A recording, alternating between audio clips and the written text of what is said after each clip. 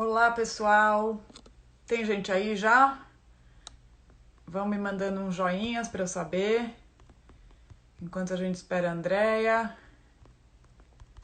Devia ter um nome, né, para esse momento antes da outra pessoa entrar no live, que você fica falando sozinho. Tô tentando aqui salvar o meu comentário.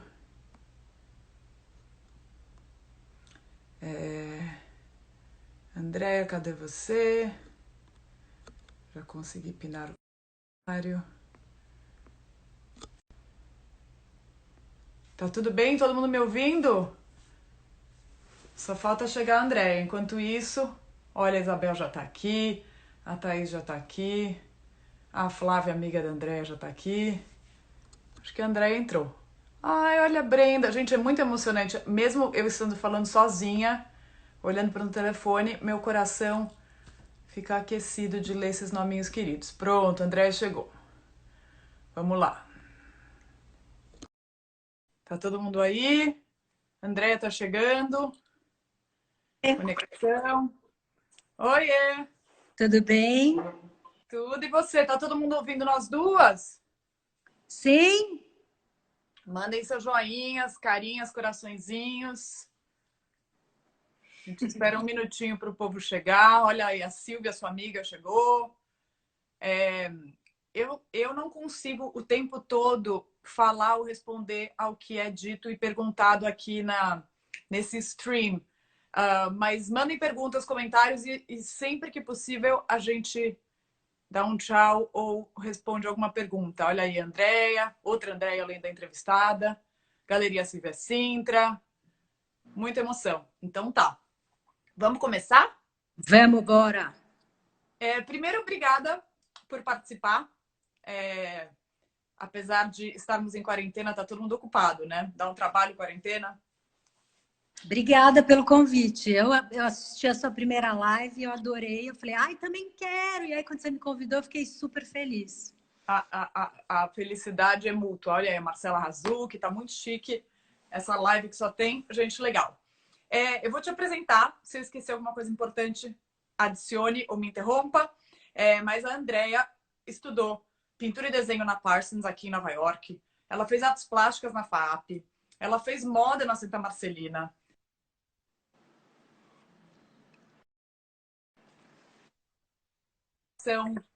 Na FAP também de História da Arte. E já teve exposição em Bruxelas. Participou de uma coletiva que falava sobre o modernismo brasileiro. Já fez uma exposição que chamava Arte pela Amazônia na Fundação Bienal. Já teve 2 exposições individuais na Thomas Kuhn. Já teve exposição individual na Lara Marciai, no Rio. E a mais recente, na Silvia Sintra. Certo? Isso, Tem alguma coisa? certo. Não, certíssimo, isso aí mesmo. E eu lembro que você ganhou também o prêmio da Anual da FAP 2 vezes. Né? Que é super... Sim, uma, Fala, desculpa. uma eu ganhei, que foi a Bolsa Integral, e a outra, como eu fiz, eu ganhei menção honrosa, porque na verdade eu não podia participar, que eu estava fazendo a pós-graduação, lá, especialização em História da Arte. Daí eles deixaram eu participar, mas como teoricamente eu não era mais aluna de artes plásticas, eu ganhei menção honrosa, mas tá Isso valendo que também. dá. Sacanagem com os outros concorrentes. Tá muito, parece. É, eu fiquei pensando aqui como eu ia descrever o seu trabalho, e aí eu vou descrever de um jeito bem pessoal, como eu vejo. E, de novo, como você está aqui, você pode falar, Gisela, não viaja. Então, por favor, é uma conversa e não um monólogo. Eu fiquei pensando até naquela frase que eu adoro, do Ezra Pound, que ele fala que o artista é a antena da raça. Né? E a minha impressão é que eu já acompanho seu trabalho, sei lá, eu diria quase 20 anos, faz sentido? Desde o começo dos Ai, anos 2000. tá. É, e me dá a impressão de que você é alguém que está sempre antenada em tudo. Você mesma fala, né? Desde fake news até o Bob Esponja, passando por museus de história natural e a própria história da arte. E aí é quase como se você filtrasse essas informações e reapresentasse elas para a gente, mas do seu jeito. Faz sentido o que eu disse? Faz completamente sentido, é isso. Eu acho que, na verdade, o que eu faço é um inventário. Por isso que quando na meu trabalho de conclusão de curso que eu fiz com a Thaís, que a gente fez juntas o trabalho, eu gostei muito da obra do bispo, porque qual que era a missão dele na Terra? Era inventariar o mundo para apresentar para Deus no dia do juízo final. E depois de muito tempo que eu já tinha terminado essa tese, eu falei, gente do céu, eu faço a mesma coisa. Eu não deixo de catalogar, inventariar as coisas que, de repente, possam me interessar. E aí eu faço essa costura. E o meu trabalho não deixa de ser uma costura de todas essas informações que eu vou pegando daqui, dali, e ressignifico. Por quê? Porque eu acho o seguinte, se tem alguma referência que me agrada, tem alguma coisa naquela referência que me cativou. E aí eu pego um pouco daquela referência, daquela, junto e organizo para criar uma nova mensagem. E eu acho que o meu trabalho não deixa de ser uma colagem, uma costura de absolutamente tudo. E aí, por exemplo, você fala para mim, mas você faz pintura, você faz bordado, você faz... Faço tudo. Mas eu acho que por trás de cada coisa, o pensamento estrutural que me guia é o mesmo, que é essa costura, né? Dessas referências que podem vir de formas mais variadas possíveis. Tem até essa. Você tocou num ponto que eu acho bem interessante, que você fala que não tem uma diferença para você entre pintura e artesanato. Você gosta dos artistas outsiders, você gosta do bordado, você gosta de trabalhar com o que está à sua disposição. Que, de novo, fazendo o paralelo com o bispo, né? Que ele usava sucata, ele usava notícia de jornal, né? Tinha uma coisa muito de que tudo é bem-vindo, né? Não é uma questão da técnica. Não, por exemplo, você pega, por exemplo, a própria exposição das mulheres, História das Mulheres no MASP, que tinha uns testes maravilhosos de 1900. Você fala, quem fez? Não tem assinatura. Essas mulheres faziam esses testes na casa delas, dentro, não tinha uma função de estar em museu, de vender, eram para elas aquilo. E aí você vai falar que então não é arte, é artesanato, e é esse limiar que agora eu acho que tá me interessando muito, se essa linha tênue que separa o que é artesanato e o que é arte. E eu não tenho essa distinção, eu não separo nada, eu coloco tudo no mesmo balaio, porque eu não consigo. Tem trabalhos de artesãos que eu falo, para mim, sou um artista e não tem como pegar esses bordados dessas mulheres e falar, para mim, isso é arte, se está assinado, se não está. Uma pena que a gente não conheça o nome dessa pessoa que fez esse bordado, por exemplo. Eu concordo. Olha, cheio de gente VIP. Guga Chakra, Thaís, Ana Maria. Eu tô lendo todos os nominhos. Eu sei que a Andrea também tá falando, mas a gente tá mandando nossos corações. Vamos mandar. Obrigada por estarem aí. Essa ideia do artesanato também me faz pensar um pouco no seu amor mesmo é a palavra que eu vou usar, pelos museus de história natural. Né? Então, você fala muito do seu interesse pelos gabinetes de curiosidades. E aí eu me lembrei de uma coisa que eu queria que você falasse sobre isso. Da primeira vez que eu visitei seu ateliê, nos tempos em que seu ateliê era na casa dos seus pais. E aí eu entrei na sua casa e eu já sabia como era o seu trabalho. Acho que eu tinha visto no anual da FAAP, já tinha visto o resultado final. E eu entrei na sua casa, então tinha uma coisa de contos de fadas, de uma certa... incorporar mesmo esse material que a gente poderia até pensar como uma coisa da infância, mas enfim. E aí eu entrei na sala da sua casa e aí tinha uma parede inteira de trenzinhos em miniatura. Que são o quê? A coleção do seu pai de trenzinhos. Exatamente. Você me veio à cabeça essa memória. Para você, isso, claro que tudo, de uma certa forma, influencia seu trabalho, até porque você falou, né, que você está sempre prestando atenção nas coisas, mas me fala um pouco disso. Eu acho que essa coleção do meu pai parece mesmo um gabinete de curiosidade, porque tem aquelas vitrines e tem esses vários trenzinhos, tem trenzinho pré-guerra, e tem as casinhas, né? E tem as vaquinhas. Parece até mesmo um gabinete de curiosidade. Mas você tocou essa história. Eu sou alucinada por Museu de História Natural. por exemplo, para o British Museum. Eu sou assim, porque ainda mais o British Museum, que eu acho que tem essa... Ele nasceu com a pretensão de abarcar, através dos artefatos, todo o conhecimento da humanidade, né? Quer dizer, olha a ilusão da coisa, né? Ambição é a palavra. Imagine. E eu tenho fascínio pela obra de todos os artistas viajantes, né? Sempre gostei, já fiz vários trabalhos, várias séries, inclusive até uma série que eu tenho, eu interfiro em cima de umas gravuras do Alexandre Rodrigues Ferreira, que foi um artista viajante que veio para 1800 e pouco, que veio para o Brasil e fez uma viagem maravilhosa, pintando os índios, enfim, é maravilhoso, é uma viagem filosófica sobre o Brasil. Uhum. E aí, mas o que eu acho que eu acho que esses gabinetes de curiosidade são um embrião dessa coisa da globalização. Por quê? Porque você imagina que naquele tempo, o conhecimento que um rei que estava na Europa tinha, de repente, das Américas, vinham dessas imagens que esses artistas viajantes faziam, ou eram objetos, artefatos que ele conhecia. E, por exemplo, a gente pega o Jean Delery, que eu adoro os textos dele, adoro. Ele escreveu, em meados de 1550, por aí, ele escreveu sobre o Brasil. E aí, uma das coisas que ele escreve é que ele tinha um bicho lá que era uma mistura de semi-vaca e semi-asno. E você lê os textos, é de um realismo fantástico, é uma coisa assim que você olha e fala assim, não é possível, olha isso, parece que você está, né? Daí eu fico imaginando que raio de bicho será esse? Será que é uma anta? Que é ele, né? Só que acontece que o que a gente tem que levar em consideração que a visão desses artistas é uma visão muito estereotipada. É uma visão cheia, carregada de preconceitos, uma visão de que, olha, minha cultura é superior à sua, é uma visão do europeu frente a uma cultura.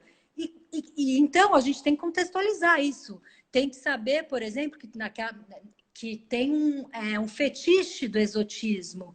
E isso, quando eu, por exemplo, a minha última série que eu estou fazendo umas colagens com o trabalho do Rugendas. Eu não posso deixar de esquecer de olhar e pensar que eu tenho que contextualizar essas imagens, que foi feito num tempo e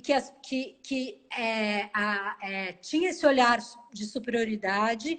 E assim, então, é complicado, não dá para você, de repente, achar...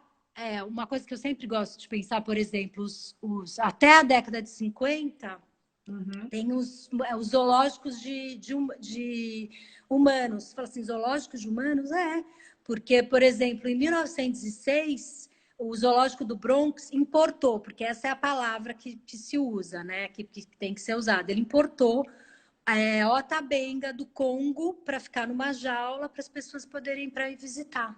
Quer dizer, tamanha loucura desse fetichismo. Ou quando você pega, por exemplo, uma máscara feia, essa máscara aqui, que eu acho a coisa mais... Você podia mostrar também, né? Depois você vira a câmera para mostrar o trabalho que você está fazendo inspirado no Rugendas, para contextualizar. Mas, por exemplo, essa aqui, ó, essa máscara do Ife aqui, que é maravilhosa, tem no British Museum, né? Olha lá, o Léo Chakra, Paula Romo, estamos vendo todo mundo. Fala da máscara, desculpa. Essa máscara, por exemplo, ela é uma máscara que foi achada num sítio arqueológico. Acham que é de 1500, 1600, não sabem precisar. Essa máscara foi retirada de um sítio arqueológico na Nigéria e hoje se encontra no Museu de História Natural. E aí, mas o que é... Ixi, travou para mim. Travou? Travou para todo mundo ou só para mim? Oi, voltou. Essa máscara está lá para ver e ser vista, só que ela foi tirada do lugar dela de origem, entendeu?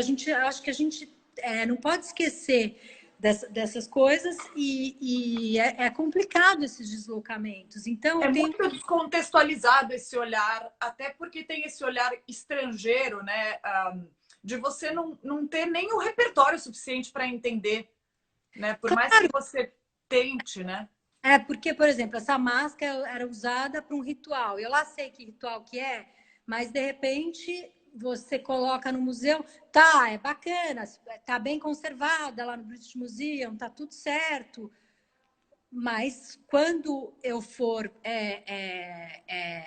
usar ela no meu trabalho, eu tenho que saber de onde que ela veio, o que que ela é, eu tenho que, no mínimo, ou me perguntar, será que, então, como é que é? Tá certo isso? Essa violência toda que aconteceu de você retirar os objetos, desse olhar, a gente revisita a história, faz um mix, né?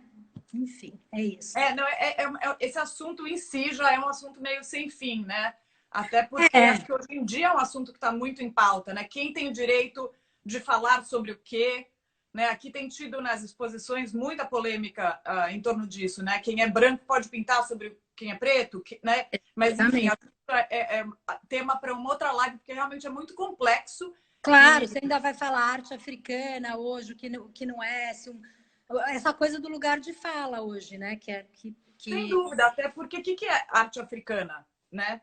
É um continente com né, mais de 50 países, e cada país ali sente que tem uma identidade própria, né? Mas, enfim, é bem. Mas eu acho importante quando essas questões vêm à tona, entendeu? Eu acho que é importante a gente falar sobre, acho que não tem um certo, um errado, eu não sei, mas eu acho que a gente está num tempo que é importante, ainda mais que a gente está numa época de crise de informação, com tanta coisa fake news, com tanta coisa que você não sabe se é verdade, se não é.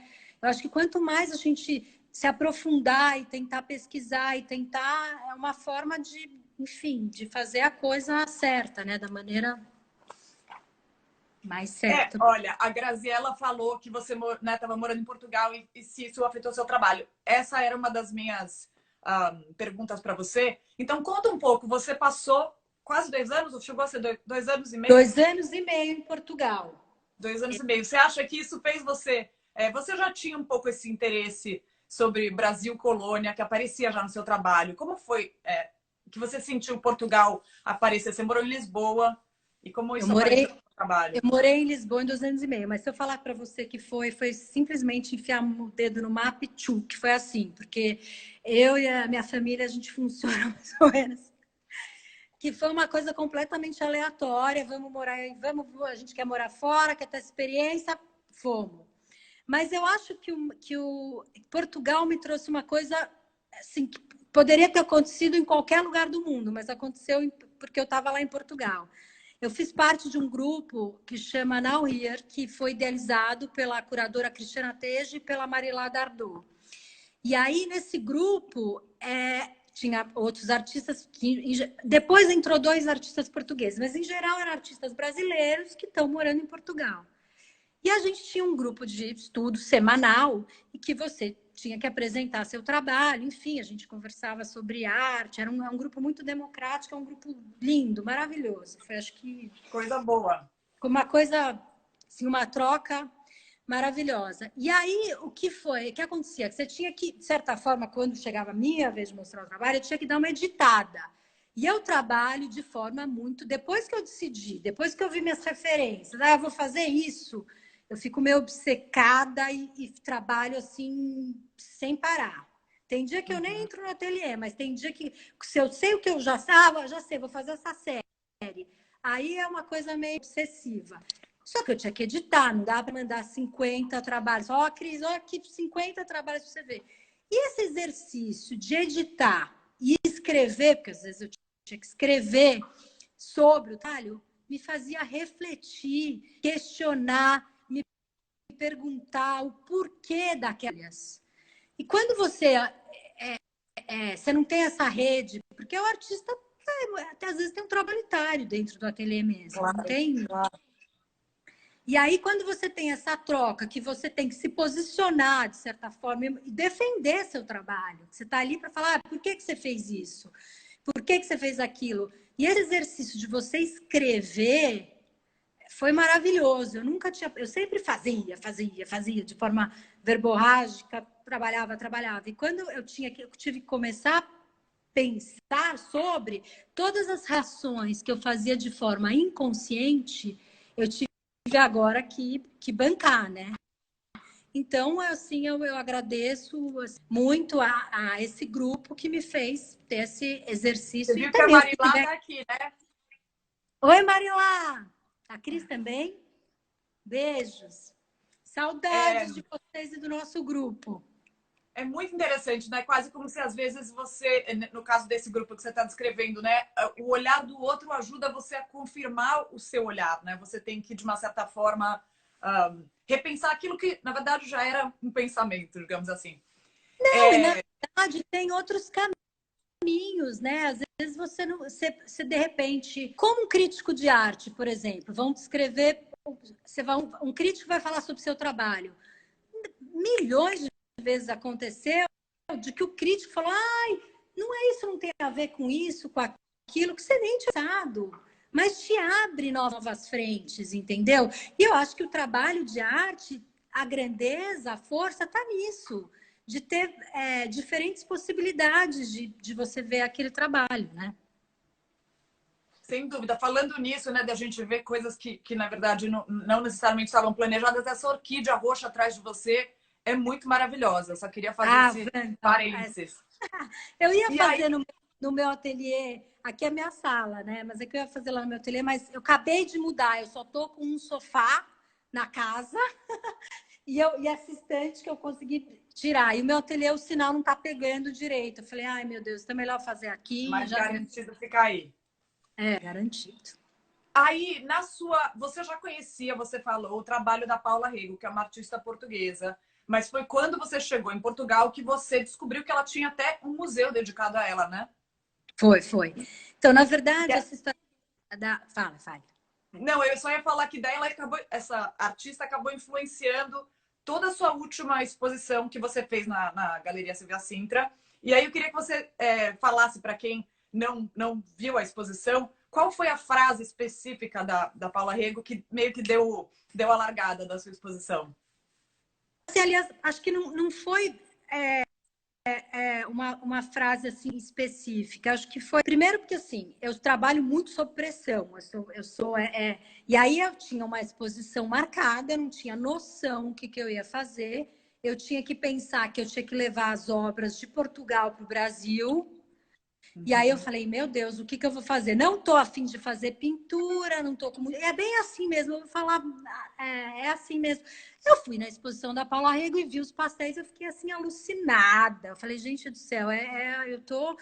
E aí meu ateliê lá era pequeno, não tinha muito espaço para querer achar, para fazer telas gigantescas, não dava para pintar óleo lá com as crianças, enfim. Perrengue é normal. Eu falei, bom, vou tentar o pastel. E pastel eu tinha feito uma vez só na vida. Só que eu gosto de.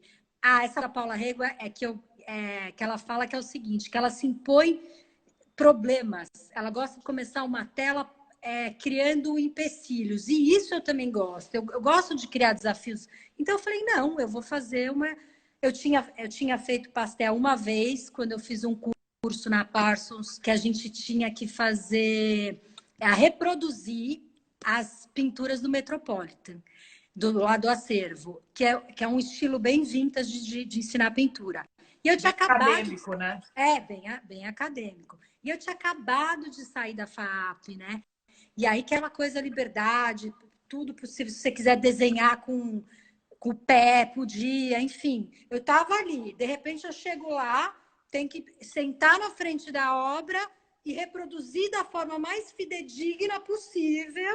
Tipo, o professor americano olhando e falando assim: ó, olha a sombra, olha a mancha. Eu falei, meu, então, mas isso foi maravilhoso, porque fez um contraponto no que aquilo tudo que eu tinha estudado os 4 anos de artes lá na FAP. E aí eu tinha feito esse pastel que tinha caído para mim fazer a negação de Pedro de Caravaggio. Eu falei, meu Deus. E eu lembrei, eu falei, opa, acho que eu vou tentar aqui o pastel. E aí comecei, fiquei louca e me E você está encantei. dizendo isso porque a Paula Rego trabalha muito com pastel, né? Para quem não conhece o Trabalha trabalho dela. muito com pastel, mas não é só a questão do pastel que me interessa muito na obra dela. Tem a questão da temática dela. Ela trata de temas como o aborto, ela trata do conto de fadas, enfim, você sabe que eu gosto muito, que é essa perversidade. Mas o que me interessa no conto de fadas é sempre esse lado B do conto de fadas. E aí ela trata... Fica melhor, só um parênteses. O que você quer dizer quando você falou o lado B do conto de fadas? Essa perversidade que tem. O conto de fada Pele de Asno não tem uma coisa pior. A filha tenta, de qualquer jeito, escapar do assédio do pai. Quer dizer, o conto mais ou menos fala isso, mas eu fico imaginando, eu li esse conto quando era criança. E tem essa perversidade. Se você olhar, tem toda uma simbologia por trás desses contos de fadas. E essa é uma temática que eu acho interessante. E eu acho que a Paula Regro faz uma crítica contundente à questão da a mulher querer ser o que ela quer ser. E aí eu acho que ao meu ver, ela faz as antiprincesas, né? O trabalho dela, ela faz a Branca de Neve, mas você vai ver a Branca de Neve dela lá como é que é. É maravilhoso, é forte, só que não tem nada de princesinha, não, né? E aí aí eu comecei a fazer pastel e foi a exposição inteira. Eram 68 pastéis, 65 por 50, uma parede inteira, e tinha 4 pastéis grandes. E no caso dessa exposição dos pastéis, o título é muito importante. Conta um pouco, dá alguns exemplos de título para quem não viu a exposição. Por exemplo, deixa eu ver se eu tenho... Olha aí, chegou a Regina Strumpf, tá muito... Essa live, eu tô assim, parece que eu tô na sala da minha casa. Muito à vontade, com gente muito querida. Eu estou na sala da minha casa. Conta. Conta dos pastéis, dos títulos dos pastéis. Por que eles são tão importantes? Por exemplo, esse é que eu não tenho... Será que a minha imagem vai estar tão pequenininha? Da Geraldina, você tem? Peraí, deixa eu ver se eu consigo. Eu posso postar no meu stories também o que a gente comentar. Essa imagem aqui, por exemplo. Ó. Olha aí, chegou a Bianca. Essa imagem, só tenta deixá-la mais reta, paralela ao telefone, e põe a mão mais para frente, eu vou te falar se tá dando para ver, porque eu realmente não consegui ver nada. Deixa o papel bem reto, paralelo à câmera. Dá para ver? Tem uma menina loira olhando para trás com um casaco de capuz branco e vermelho. Só para vocês terem uma ideia do que ela está falando, que é uma pintura muito famosa chamada Betty, de 1991, do Gerhard Richter, né? O Richter. Sim. Por exemplo, o título dessa obra é Geraldine Made in China. Por quê? Porque, na verdade, eu pego essa pintura do Richter, que é um grande, sim, um expoente, acho que um dos maiores pintores contemporâneos alemães, e ele faz, e o trabalho dele, uma época, né, uma fase, é uma pintura hiper realista. E aí eu fiquei pensando assim, aí que eu falo, o que me interessou nessa obra? Eu falei, gente, se ele faz uma pintura hiper realista, por que ele já não pintou a mulher de cara? Ele vai pintar a foto de uma mulher e não a própria mulher. Porque hoje em dia, o que a gente fala? Que o poder da imagem é muito importante. Então, o que me interessou nesse quadro foi isso. E aí eu fiz uma brincadeira que eu reproduzi, que eu fiz essa imagem, eu mudei o fundo, dei uma decorada, deixei um mais rocoquento, eu tirei ela desse fundo vermelho, inseri ela no meio de flores e fiz uma brincadeira. Geraldina, porque Geraldina é o nome... que é o nome dele, Made in China. Por que eu estou falando? Então, eu me perguntei, o que eu fiz, André? Eu fiz uma ilustração, eu fiz uma cópia. O que é arte o que eu fiz? Não é arte. Mas ela copiou, mas fez de pastel, não fez de tinta. Então, são essas outras questões que eu quero trazer, entendeu?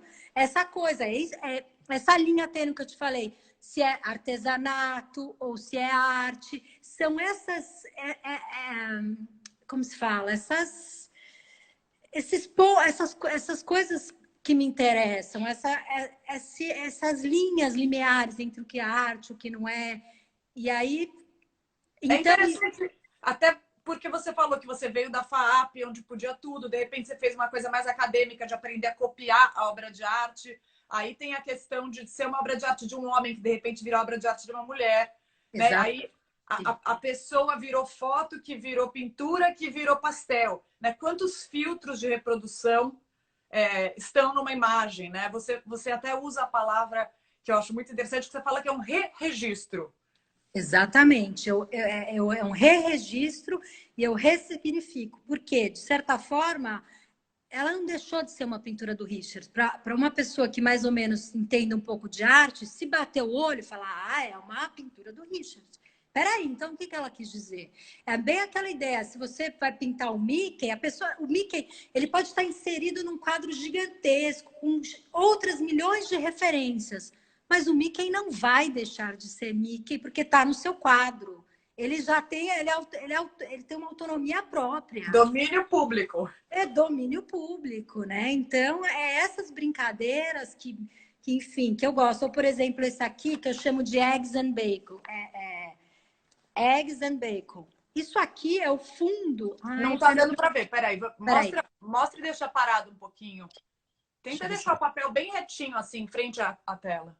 Ó, esse pássaro aqui, tá vendo? Aham. Deu para ver um pouquinho. Esse pássaro, por exemplo, o fundo é um cenário da obra do Francis Bacon. É um cenário claustrofóbico que me interessa. E aí eu retiro esse cenário mais ou menos claustrofóbico e enfio o meu pássaro empalhado, que aí é um tema que me interessa, né? Enfim, são esses ressignificados, essas rearranjos que eu faço o tempo inteiro, essa costura mesmo. Isso na pintura, isso vai ser no bordado, isso vai ser na colagem. Por exemplo, a colagem, essa série que você falou do Rugendas, né, que eu tô fazendo,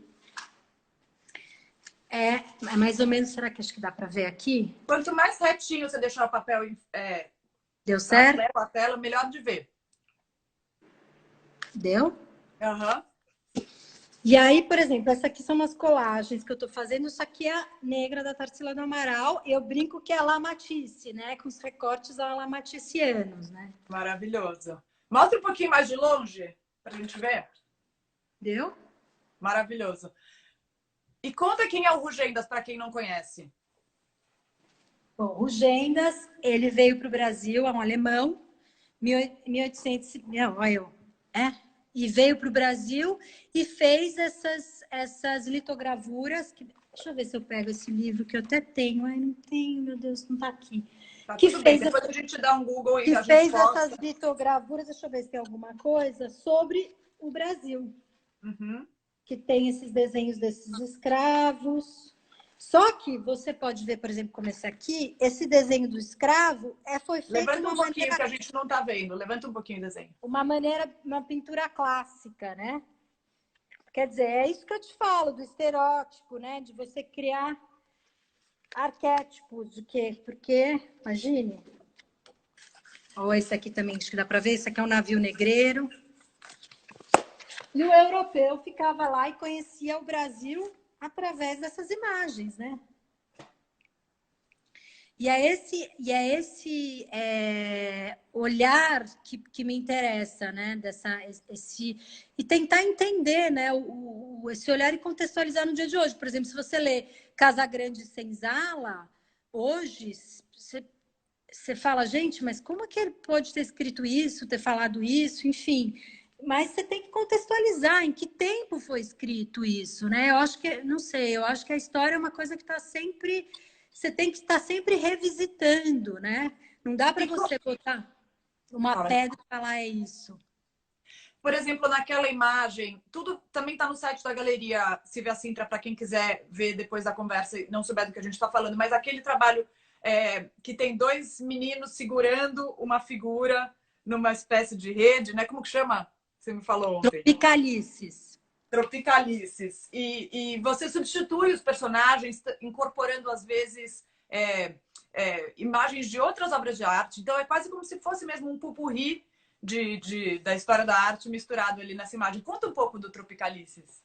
Então, mas na verdade, eu não uso só coisa da história da arte. O que eu gosto de fazer esse pupurri é pegar o que é ultra, vamos dizer, ultra popularesco, sei lá, se bem que eu não acho nada, eu não acredito nessa coisa de hierarquia. Ah, a pintura é mais importante que o bordado, que para mim é tudo uma coisa só. Tudo, por exemplo, agora vou mudar de assunto que eu lembro um negócio. Por exemplo, o bispo.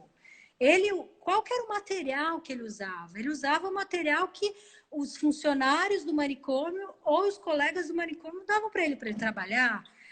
Aquela linha azul maravilhosa que a gente vê nos trabalhos do bispo, é o quê? É a linha da roupa do uniforme dele, que era azul. Quer dizer, então, depois que você vê a obra do bispo, que é um artista outsider, você vai falar assim, não precisa ter essa... Qualquer um, assim, pode, você nasce artista, você pode fazer o que você quiser, independente do material que você use, enfim, né?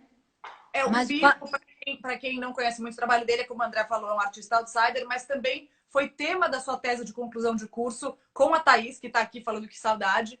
Né? Então, realmente você contou que fez a sua tese, escreveu sobre ele, e que só depois você foi perceber a quantidade de coincidências no processo de você, essa ideia de... Né, você conta que ele, por exemplo, até incorporou... ele falava de Miss Brasil. Né, é maravilhoso. Esse eu até deixei separado, porque eu acho esse trabalho maravilhoso. Porque, olha, esse trabalho aqui dá para ver? São estandarte. Levanta e deixa retinho, que daí dá para ver melhor. É uma faixa de Miss, né? Exatamente. E aí você vai falar assim, gente, mas ele estava no manicômio, louco, e ele pegou, ele lembrava de um concurso de Miss que ele tinha visto, e é porque no trabalho do bispo, vida e obra é uma coisa só, é interligado. Por exemplo, nos trabalhos do bispo, você consegue perceber símbolos de todas as passagens da sua vida, da vida dele. No tempo que ele foi marinheiro, no tempo que ele lutava boxe. Então, o que você vê? Ele trabalha com os navios, tem as bandeiras, ele era sinaleiro, né? Ele sabe aquele homem que fica em cima do navio colocando as bandeiras para o outro navio saber de onde é? Então, e aí você consegue ver na obra do bispo bordado todas essas bandeirinhas. Porque ele está contando, ele está o quê? Inventariando a vida dele para Deus, né? Não só a vida dele na Terra, como as coisas que acontecem. Então, teve um concurso de Miss, ele achou interessante, ele incorporou na obra dele, e ele faz isso literalmente. Só que o mais incrível, que eu também acho que a Louise Bourgeois consegue, que são para mim, essa é a diferença, as pessoas geniais, elas conseguem ter o poder de ter uma coisa individual, levar para o universal. Particular, por exemplo, né? Do particular para o universal. Total, você pega a vida do bispo, é uma obra universal. Por exemplo, o sofrimento da Louise Bourgeois, o abandono que ela sentia pelo pai ter arrumado amante, enfim, todas as histórias de bastidor, as fofoquinhas que a gente, né, gosta, enfim. Mas aquela dor dela é uma dor que se transforma em universal, assim como o Leonilson acho que conseguia fazer isso. Não é possível você não olhar para um bordado do Leonilson e não se emocionar. Você vê uma cela da Luísa e não ficar completamente emocionada. Então, acho que esse poder de transcender mesmo, de sair da coisa meio egocêntrica ali para uma universalidade maior, né? Tem uma frase maravilhosa que fala sobre isso, do James Joyce, quando ele está falando sobre Ulisses, né, que se passa em Dublin, e ele fala: eu percebi que quanto mais eu me aprofundasse em Dublin, mais eu tocaria no coração de todas as outras cidades. Nossa, maravilhoso, é isso, né? Porque quanto mais você se coloca ali, mais os outros conseguem se identificar.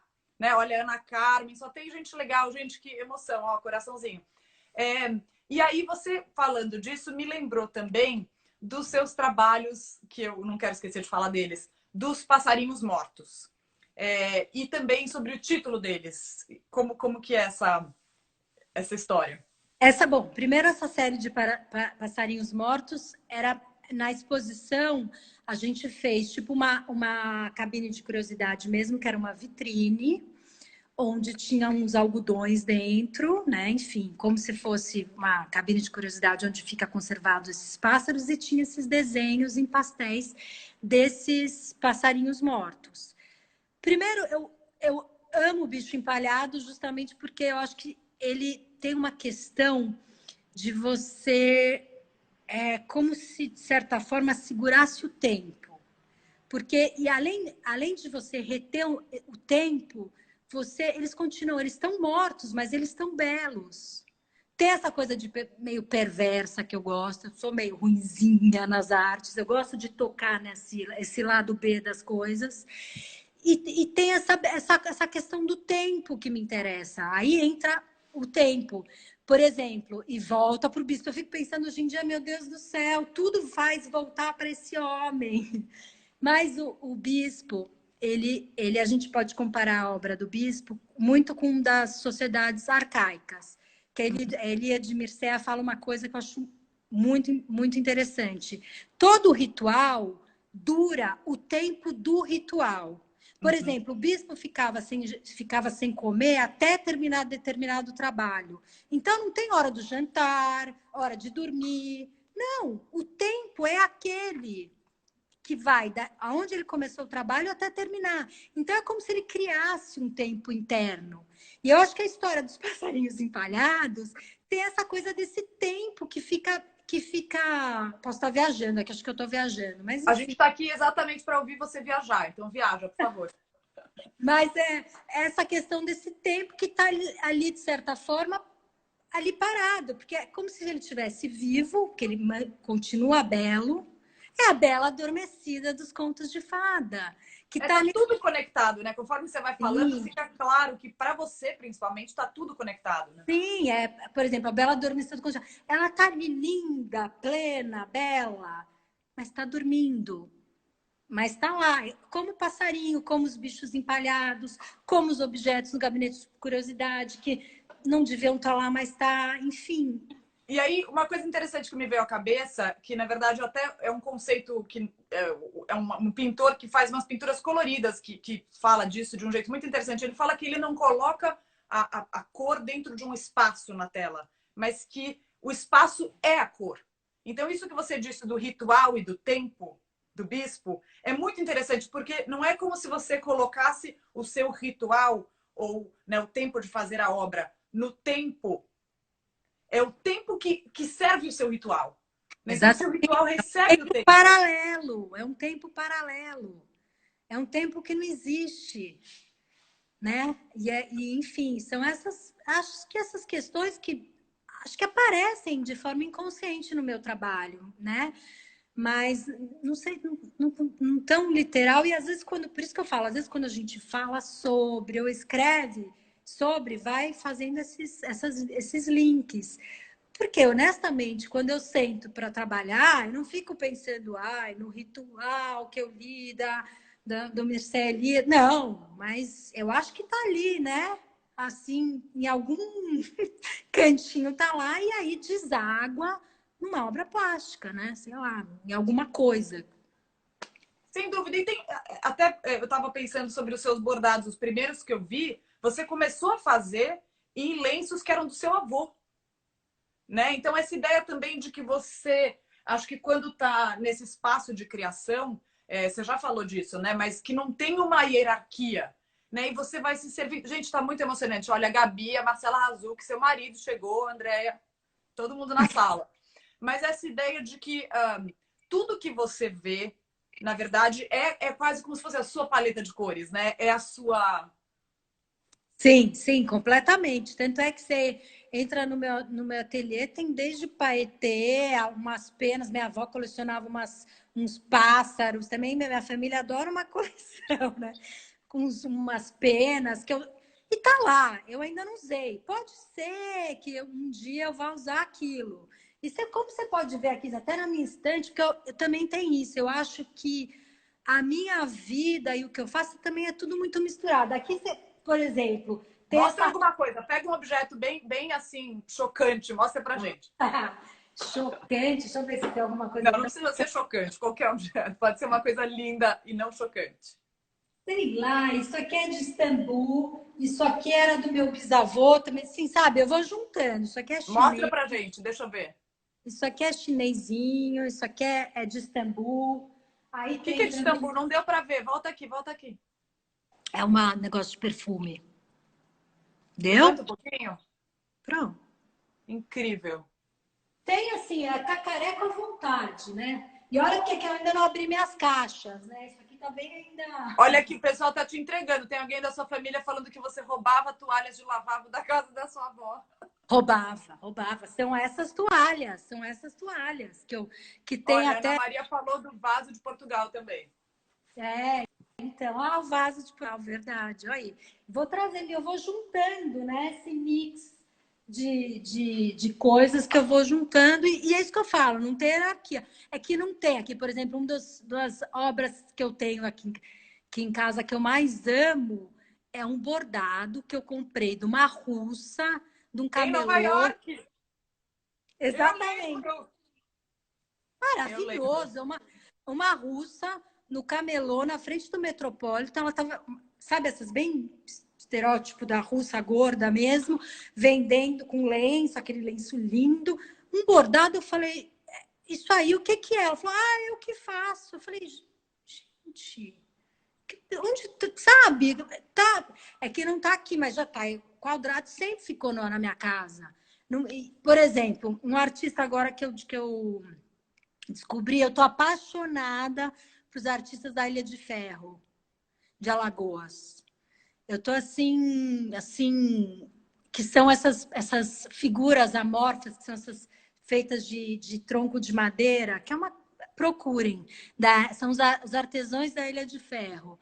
Gente, a ele e Brancusi estão ali. É um negócio assim que você olha e fala, que coisa maravilhosa.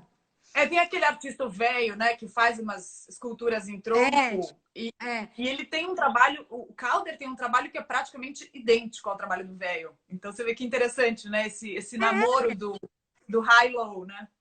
Não, e total, por exemplo, o bispo tem uma roda. Sabe aquela roda da bicicleta do Duchamp? O bispo tem uma roda. E a do bispo era mais interessante, que você podia jogar e ainda você saía as coisas, você rodava e tinha um jeito lá de você sair um inscrito, sei lá o que que era, não me lembro agora.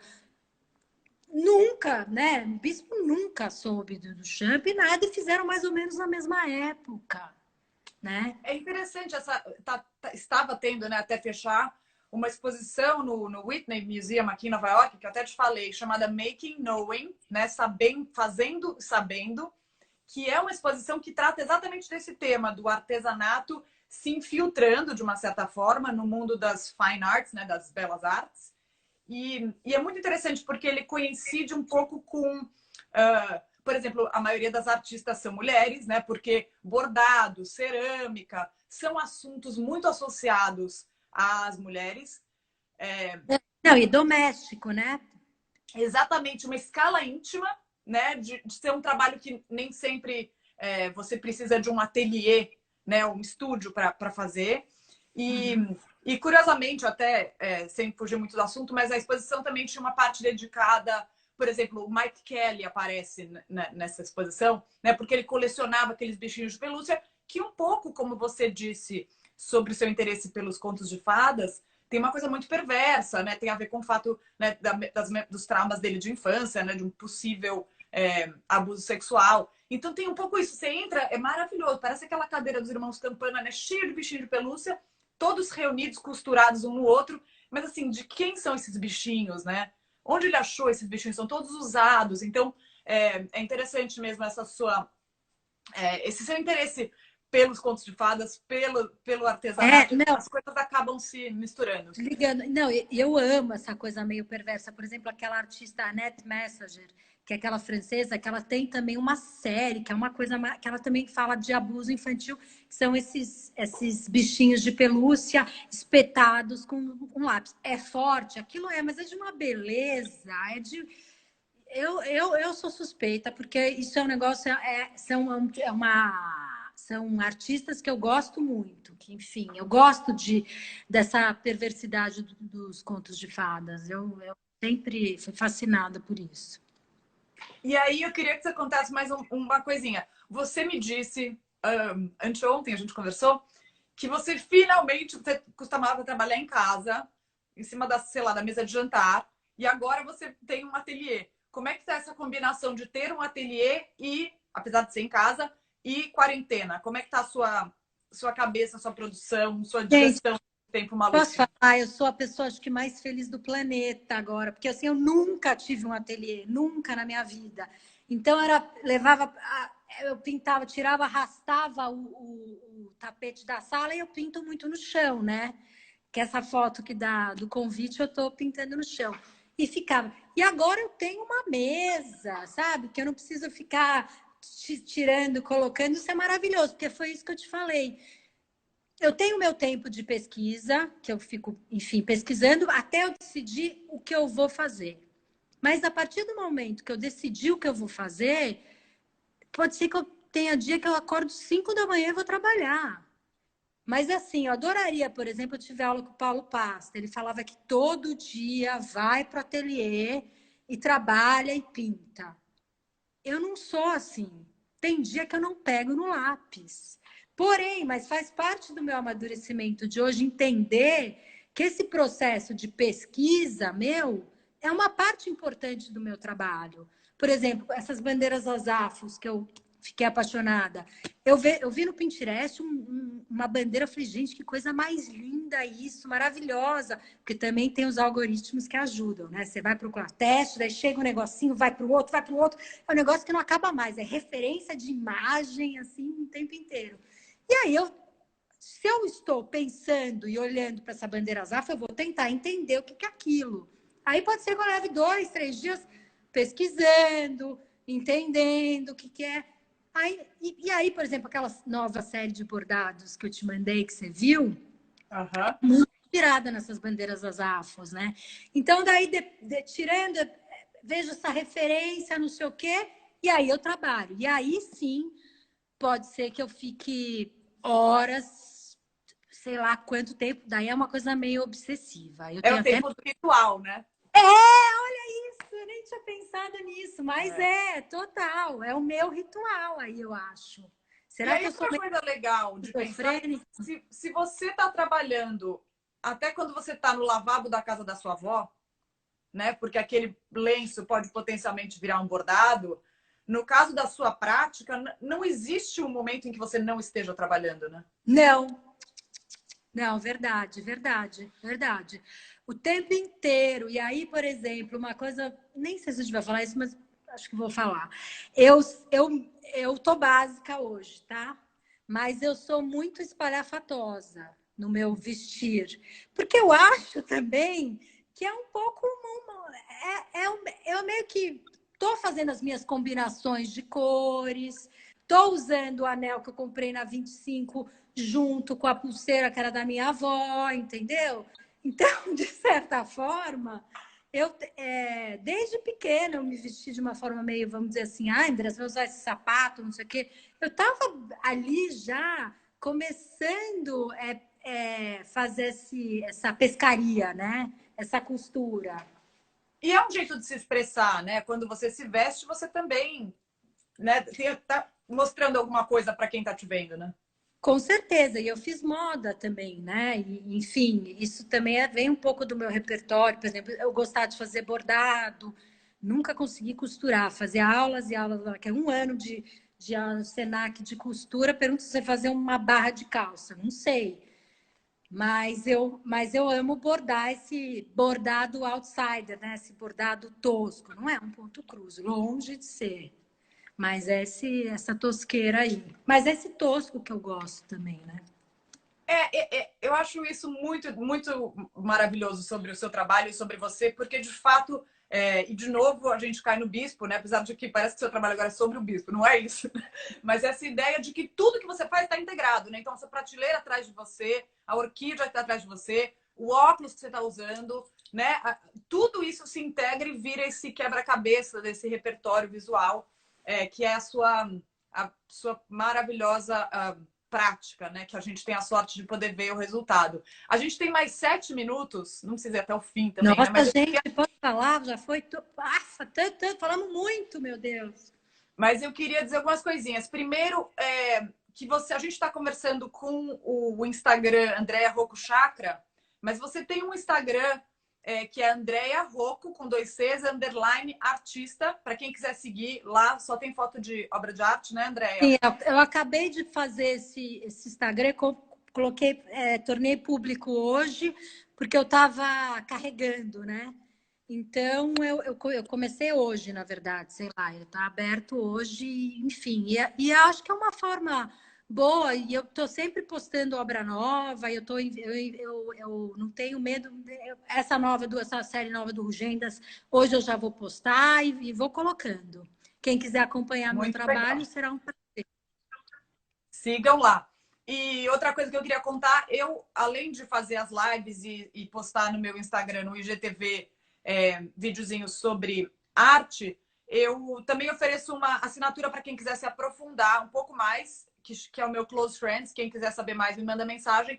E ontem teve um bate-papo com a Andrea, além desse. Então, para quem é das artes e ou quer saber mais e está com tempo e disponibilidade, porque eu sei que tem umas amigas que eu ligo, elas estão fritando bife, daí eu ligo, elas estão dobrando roupa. Então eu sei que não é hora de exagerar no conteúdo, mas Eu quiser... vou dar o meu testemunho. Vale super a pena. Vale muito a pena. Quem quer dizer saber? Porque essa moça, ela entende tudo de arte. Então, ela sempre posta uns artistas Obrigada, super André. legais. É o máximo, é o máximo. Vale E muito a olha, pena. a Lavínia mora na Alemanha, uma curadora brasileira que mora na Alemanha, aqui acompanhando nossa conversa.